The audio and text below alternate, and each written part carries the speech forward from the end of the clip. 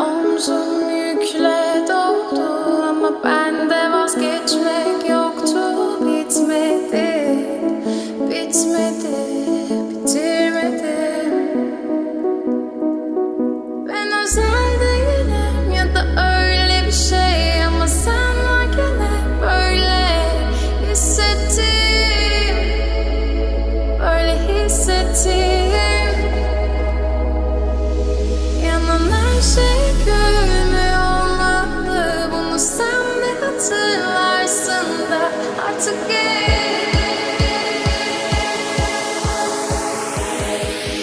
böyle hissettim.